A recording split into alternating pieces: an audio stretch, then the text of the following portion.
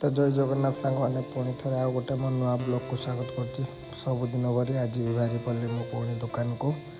तो चलो मो बुलेटा को काढ़ी नेमी।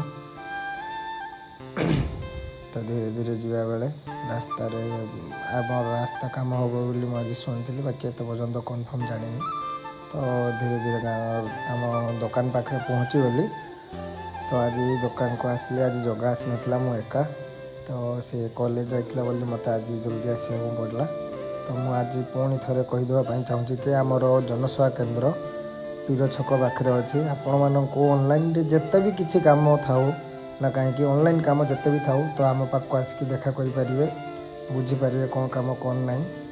तो आपण मैंने थे आसतु बापा दुकान पाक टे पड़े गली। बापा दुकान हूँ बुक स्टोर तांकर भी से पीर छक पाखे अच्छी। भाई कॉल कर कहला कहला आम नुआ दुकान पाखे जाके माने डॉक्यूमेंट नापी कहले। तो डॉक्यूमेंट नहीं मुझे डायरेक्ट घर पाक पलि आसली कहीं सका मुझे खाई नी। माँ फोन कर कहला पलैया खाइबू।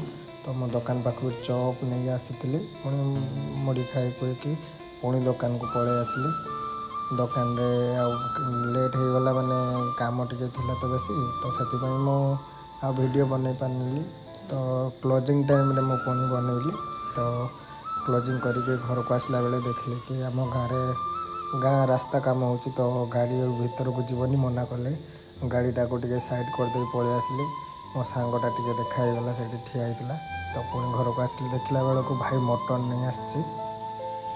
तो मटन भाई कहला मु बनाऊँ तू वीडियो बना। तो भाई मु कहली ठीक अच्छे तू बना मु वीडियो बनाऊँगी। तो सी कहला मुझे करुँची सेमती तू वीडियो गोटे गोटे बना। तो से प्रथम आलूटा को धोईदेला चिकेन फिकेन धोईकी रखी गैसटा को लगेदेला।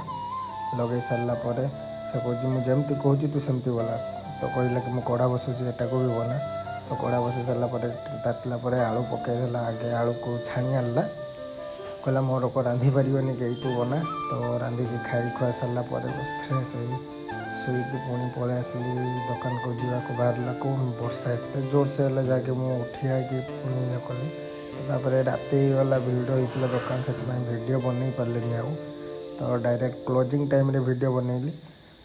तो मु डिस्क्रिप्शन रे नंबर फंबर सब देदेवी आपण मानकर जिते भी जहाँ भी था ऑनलाइन मत कॉल कर।